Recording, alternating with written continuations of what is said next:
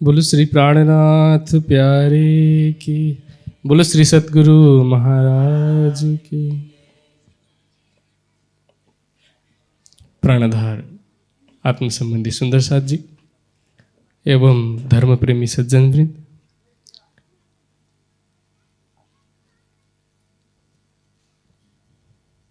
अक्षरातीत श्री प्राणनाथ जी की वाणी सभी को आत्म जागृति की तरफ बढ़ने के लिए प्रेरित करते हुए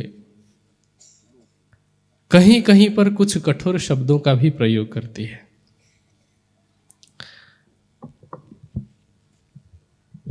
कभी कभी क्या होता है कि जो बीमार होता है उसको पता होता है कि मैं बीमार हूं और वो दवाई ले लेता है। कुछ बीमार ऐसे होते हैं जिनको पता तो होता है कि मैं बीमार हूं लेकिन दवाई लेने से कतराते हैं। और कुछ लोग बीमार होते हैं लेकिन कभी ये मानने के लिए तैयार ही नहीं होते कि वो बीमार हैं। सबसे ज्यादा परेशानी उन्हें ठीक करने में होती है। तो जब ऐसे बीमार मिलते हैं उनको पहले तो ये बताना कि तू बीमार है और उसके बाद फिर कड़वी दवाई भी देना। इसके लिए डॉक्टर को बहुत सख्त होना पड़ता है, कभी कभी डांटना भी पड़ता है। इसी तरह से जो जीव इस संसार के विभिन्न रोगों से ग्रस्त है, मैं शारीरिक रोग की बात नहीं कर रहा हूं, मैं बात कर रहा हूं भव रोग की, आत्म रोग की भी नहीं, अभी तो भव रोग की बात करते हैं। भव रोग का तात्पर्य कि वे बीमारियां जो एक बार लग जाए तो छूटने का नाम भी नहीं लेती। बीमार व्यक्ति उस रोग में ही सोचने लगता है कि ये तो बहुत अच्छी बीमारी है, क्योंकि कभी कभी जो क्षणिक सुख है उसका रसास्वादन भी होने लगता है। तो बीमार कभी मानने के लिए तैयार ही नहीं होता है कि वो बीमार है। हां, जब शरीर छूटने का समय आता है तब वह पछताता है कि काश मुझे समय पर पता चल गया होता। तो शरीर की बीमारी का तो चलो इलाज हो जाता है, और इस बार नहीं हुआ तो अगली बार कोई ना कोई शरीर मिल जाएगा, ऐसा है। लेकिन भव रोग ऐसा रोग है जो इस जन्म में तो हमें दुखी कर ही रहा है, परेशान कर ही रहा है, लेकिन अगले जन्म में भी इसके दुख समाप्त ही नहीं होते। भवरोग का तात्पर्य क्या है? जिन रोगों को हम काम, क्रोध, लोभ, मोह, अहंकार, ईर्ष्या, द्वेष इन शब्दों से जानते हैं, ये क्या है? इन्हीं को हम यदि एक शब्द में कहें तो हम कहते हैं माया। माया शब्द हम सब ने सुना है, इन शब्दों को भी सुना है। अब माया को ही पौराणिक ग्रंथों में कलियुग भी कहा है कि नहीं? कलियुग शब्द तो हमने सुना ही है। तो यही कलियुग है, यही माया है। और यही माया कैसी है? वाणी कहती है मोह, अज्ञान, भरमना, कर्म, काल और शून्य, ये नाम सारे नींद के निराकार निर्गुण। कि ये माया, इसको आप मोह कहें, अज्ञान कहें, भ्रम कहें, कुछ भी कहें, लेकिन रोग ऐसा है कि जो बीमार है उसको पता ही नहीं चलता। ऐसे समझ सकते हैं जैसे एक रोग होता है कोढ़, जिसको कुष्ठ रोग भी कहा जाता है। कोढ़ के विषय में पहले ये धारणा थी, कहा जाता था कि ये रोग कभी भी ठीक नहीं होता है, इस जन्म में भी और अगले जन्म में भी एक बार यदि लग जाए, कहा जाता था कि ये बहुत बड़ा कोई पाप किया होगा तो उसको कोढ़ का रोग होता है और जन्म जन्मांतरों तक वो रोग रहता है, ऐसा माना जाता था।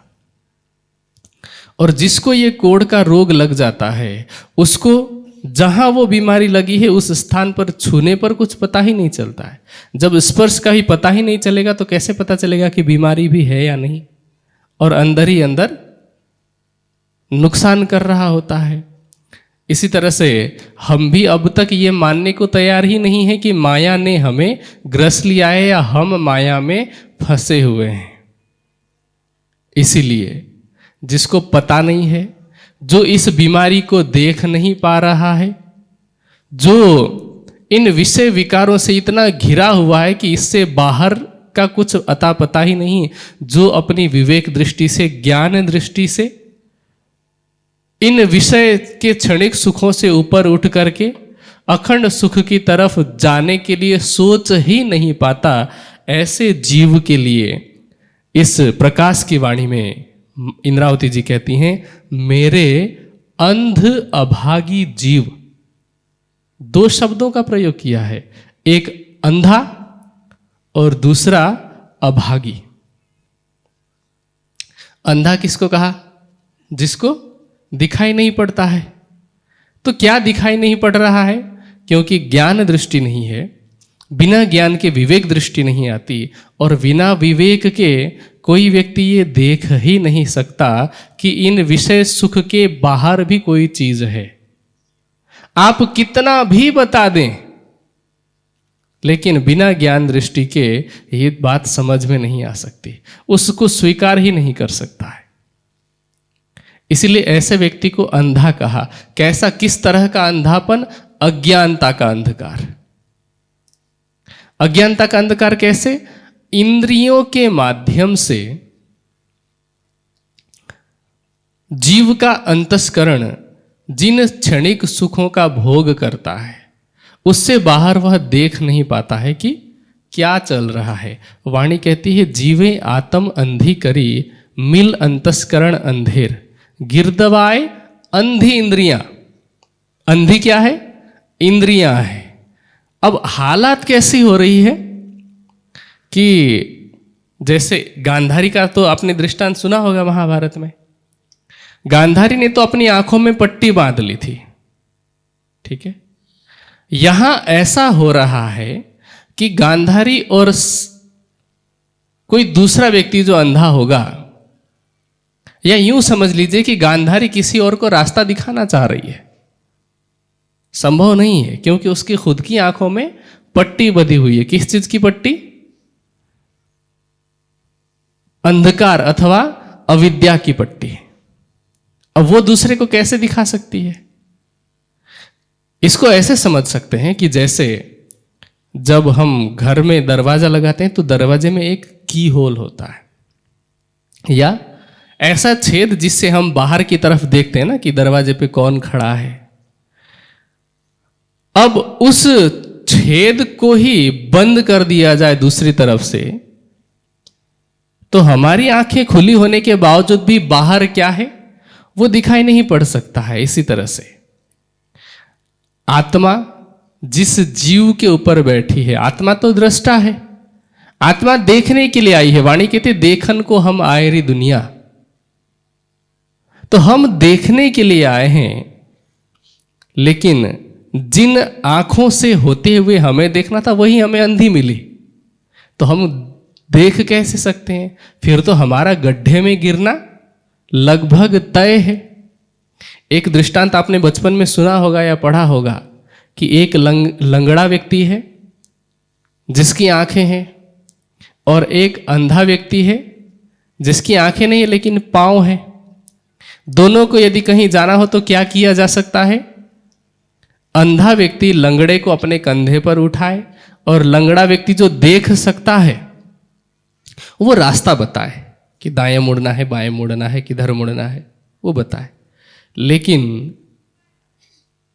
अब अंधा व्यक्ति जिस लंगड़े को ये सोचकर कि अपने कंधे पर बैठा रहा था कि ये मुझे रास्ता दिखाएगा, अगर वो भी अंधा निकला तो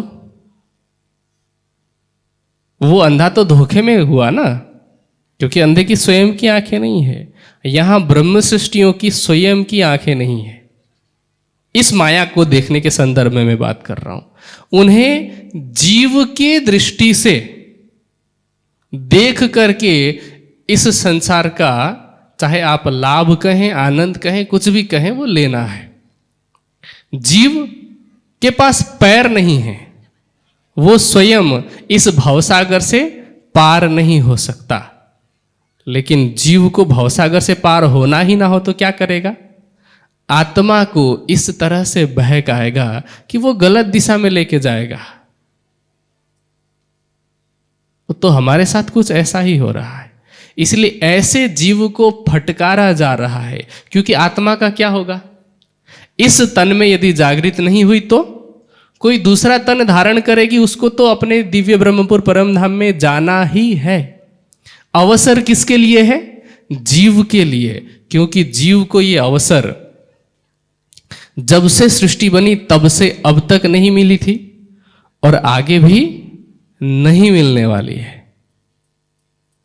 अब ये तो उसको तय करना है कि इस अवसर का क्या करना है। जब तक इस अवसर को देख ना पाए, हाथ में आए हुए अवसर को देख ना पाए, तो ऐसे जीव को क्या कहा जाएगा? मेरे अंध अभागी जीव। अंधा और अभागी, अभागी मतलब दुर्भाग्यशाली, अनलक्की।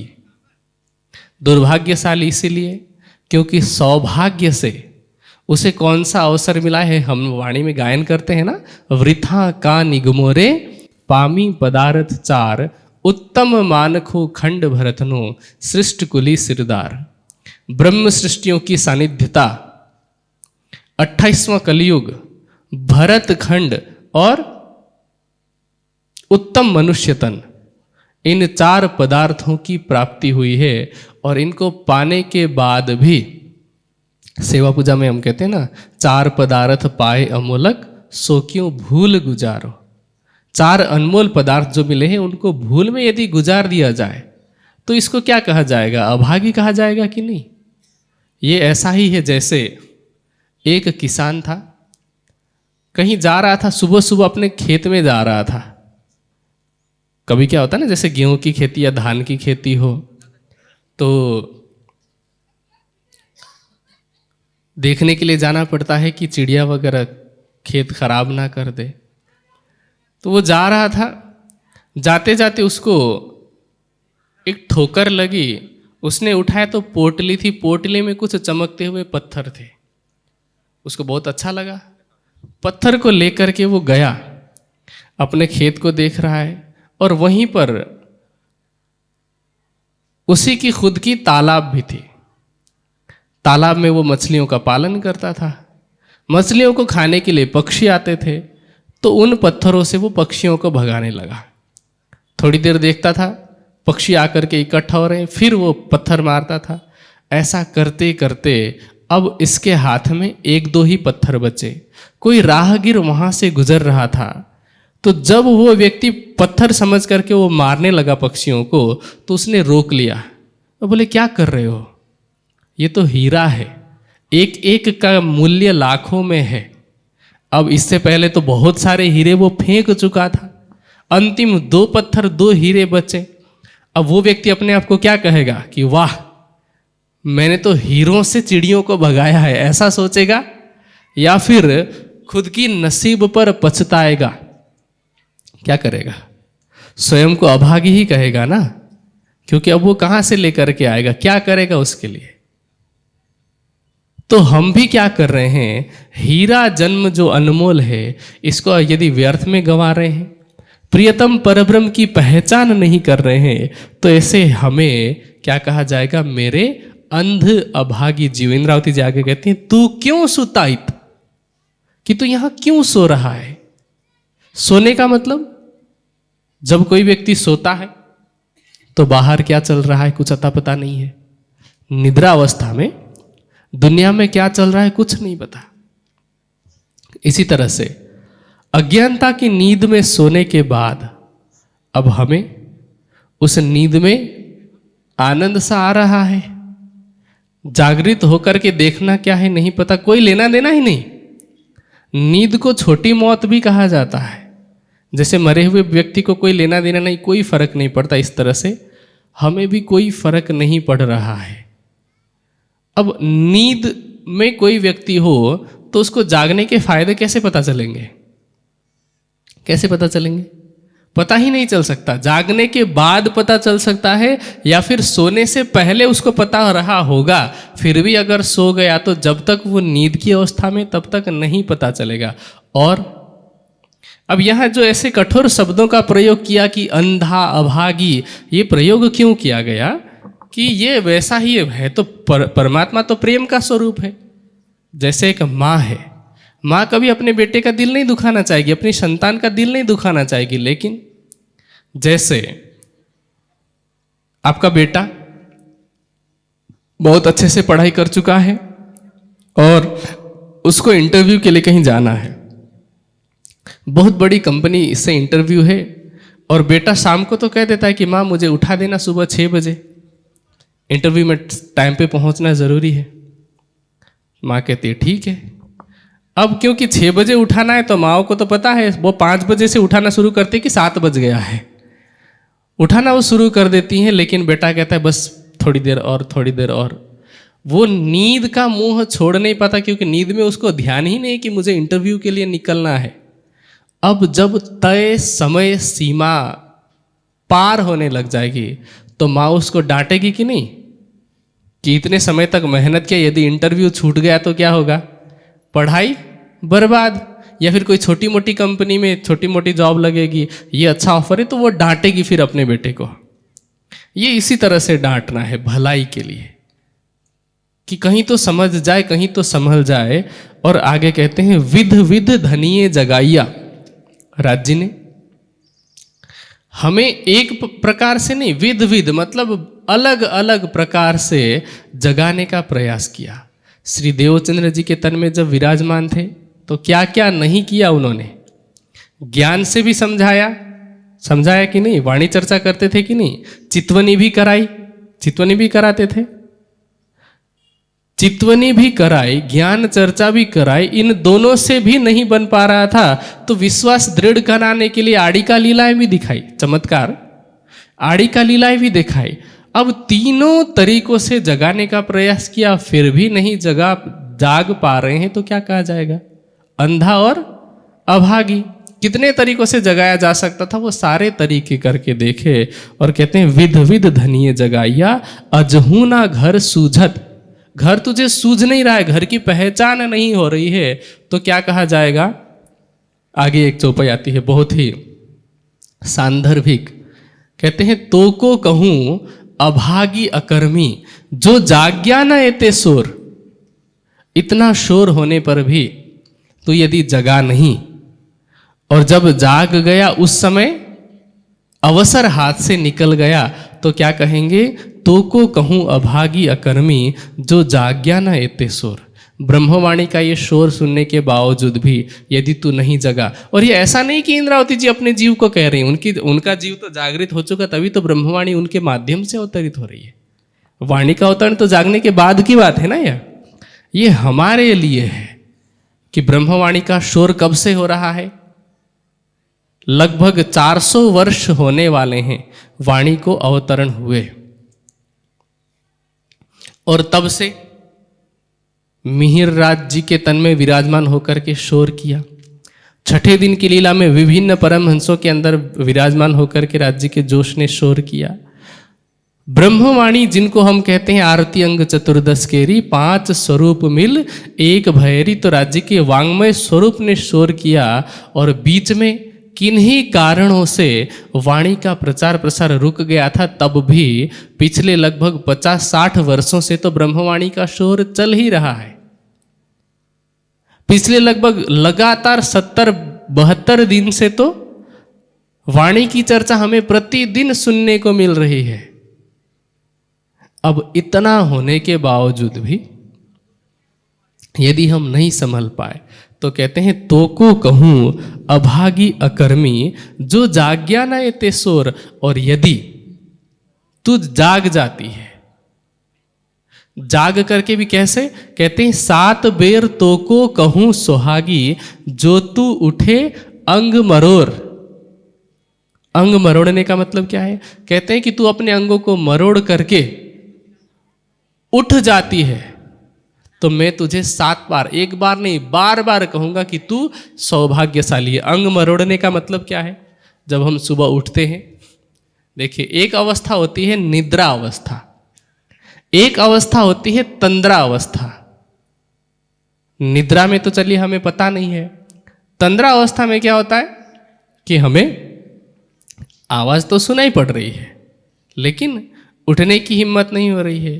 फिर तंद्रा अवस्था से तंद्रा भी हमारी भंग हो गई तो अब होता है आलस्य। आलस्य कैसा? सामान्य रूप में व्यक्ति यदि 5 बजे का अलार्म लगाया होगा और उसको कोई वैसी इमरजेंसी नहीं होगी तो 7 बजे तक बिस्तर से उठना नहीं चाहेगा, मगरमच्छ की तरह वो पड़ा रहेगा। तो वो आलस्य की अवस्था है। अंग मरोड़ने का मतलब क्या है कि जो मान लीजिए माताओं को पता है, या जो भाई सुबह सुबह उठ करके काम के लिए जाते हैं बाहर, उनको पता है सुबह उठते हैं थोड़ा बहुत अपने शरीर को स्ट्रेच करते हैं ना, उंगलियां तोड़ते हैं, कमर चटकाते हैं, गर्दन वगैरह सब कंधा वगैरह घुमाते हैं। क्यों? आलस्य को भगाने के लिए। ये तो चलिए लौकिक बात हो गई। यहाँ अंग मरोड़ने का तात्पर्य ये है कि मायावी विषय विकारों को छोड़ने के लिए तैयार होना। जैसे कमर बांधने की बात करते हैं ना, कमर कसने की बात करते हैं, वैसे ही अंग मरोड़ना भी वो मुहावरा है जिसमें व्यक्ति अपनी तत्परता दिखाता है कि नहीं अब हमें इसमें नहीं फंसना है। एक चौपाई हम सब सुंदर साथ ने सुनी होगी कि सूता होए सो जागियो, जागा सो बैठा होए, बैठा ठाड़ा होइयो, ठाड़ा पांव भरे आगे सोए। यदि हम सो रहे हैं अज्ञानता की नींद में तो हमें क्या करना है? जाग जाना है। जागेंगे कैसे? वाणी के द्वारा, ब्रह्मवाणी के पठन पाठन से, चिंतन से, मनन से, श्रवण से और निधिध्यासन से हम जागृत होंगे। और क्या कहते हैं? सूता होए सो जागियो, जागा सो बैठा होए। जो ज्ञान से जागृत हो गया है वो बैठ जाए। बैठना कैसे? कि अब वो सावधान रहे, सचेत रहे, सावचेत रहे। बैठा ठाड़ा होइयो, ठाड़ा होने का तात्पर्य कि अब चलने के लिए हम तैयार हैं। चलना कैसे? किस पर चलना है? तो कहते हैं ठाड़ा पांव आगे भरे सोए, पैर आगे बढ़ाना है या कदम आगे बढ़ाना है। और कदम कैसे आगे बढ़ाना है? इंसान की तरह नहीं। कदम कैसे बढ़ाना है? पक्षी की तरह। वैसे तो वाणी कहती है यो तैयारी कीजियो, आगू करनी है दौड़, सब अंग इश्क लेके निकसो ब्रह्मांड फोड़। हृदय में पूर्ण प्रेम। और पूर्ण प्रेम कब आएगा? जब पूर्ण पहचान होगी। तो पूर्ण पहचान और पूर्ण प्रेम के द्वारा हमें दौड़ लगानी है। और वाणी में एक और सरल सा दृष्टांत दिया कि इश्क और ईमान रूपी पंखों के द्वारा हमें उड़ना है, क्योंकि यह हमारा मार्ग तो विहंगम मार्ग है। लेकिन उड़ने के लिए कुछ तो तैयारी करनी पड़ेगी ना। तैयारी कैसी होगी?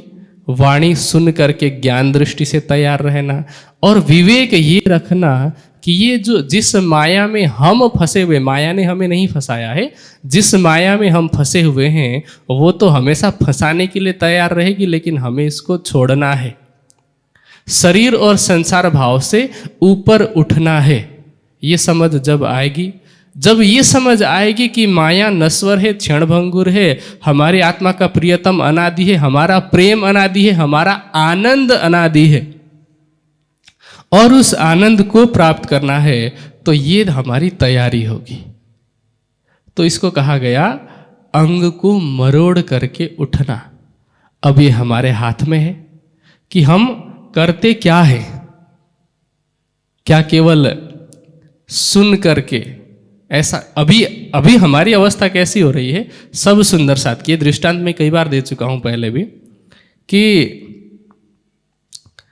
2 मित्र या 2 सहेलियां सो रही हैं, सुबह का अलार्म लगा हुआ है और 5 बजे का अलार्म है, फोन थोड़ा दूर है, खिड़की पर रखा हुआ है। अब अलार्म बजता है सुबह सुबह, उसकी घंटी बजती है, आलस्य तो जा नहीं रहा कि कोई उठ करके बंद कर दे। 5 बजे का अलार्म है, 2 मित्र या 2 सहेलियां सो रही हैं, सुबह का अलार्म लगा हुआ है और 5 बजे का अलार्म है, फोन थोड़ा दूर है, खिड़की पर रखा हुआ है। अब अलार्म बजता है सुबह सुबह, उसकी घंटी बजती है, आलस्य तो जा नहीं रहा कि कोई उठ करके बंद कर दे। तो जिसकी आंख या जिसकी नींद पहले खुल जाती है थोड़ी सी, सिर्फ नींद खुली है, तंद्रा नहीं गई है, आलस्य नहीं गया, तो वो क्या कहेगा बाजू वाले को, बंद करना, बंद करना। उसको खुद भी जागना नहीं है, लेकिन दूसरे को अलार्म बंद करने के लिए बस उठा रहा है, और दूसरी वाली भी उठ नहीं रही है, या दूसरा वाला मित्र उठ नहीं रहा है। हमारी अवस्था भी कुछ ऐसी ही है, जगाने वालों की भी हालत कुछ ऐसी ही है, और जो जागने वाले हैं उनकी भी हालत कुछ ऐसी ही है। करना क्या है कि आलस्य को भगा करके, आलस्य मतलब यहाँ केवल शारीरिक आलस्य की बात नहीं है, विषय विकारों का भी बंधन है, तो उनको छोड़ करके फटाफट से अलार्म को बंद करके हम जिस काम के लिए अलार्म लगा रखा है वो काम करना है। अब जो पहले जग जाए उसको क्या करना है, दूसरे को भी याद दिलाना है कि तुझे भी काम है, मुझे अकेले काम नहीं है, टीम वर्क है। जैसे वो खो खो वगैरह होता है ना, वैसे ये टीम गेम है, अकेला आप कुछ भी करेंगे तो नहीं होगा। इसलिए अब हमें इस तरह की तैयारी करनी है कि स्वयं की जागृति तो होनी ही है, लेकिन दूसरे को भी जगाने के लिए स्वयं भी जागे, तो ऐसे न जागे कि दूसरे को अलार्म बंद करने के लिए उठा रहे हों। हम स्वयं उठें और दूसरे को भी उसी तरह से उठाएं जिस भाव से हम उठ रहे हैं, अंग मरोड़ करके। जिसके लिए इंद्रावती जी ने कहा कि 7 बेर तो को कहूँ सुहागी, जो तू उठे अंग मरोड़। तो मैं सभी सुंदर साथ से प्रार्थना करूंगा कि जागनी यात्रा के संदर्भ में ये जो यहाँ का 1 दिवसीय कार्यक्रम है, वैसे यहाँ के सुंदर साथ कई जगह पर अनेक कार्यक्रमों में दिखाई पड़े थे, पिछले वाले दौर में भी और अभी जो नया दौर चला है उसमें भी, और उम्मीद है कि आने वाले दिनों में भी आसपास में होने वाले सभी कार्यक्रमों में सहभागी होंगे।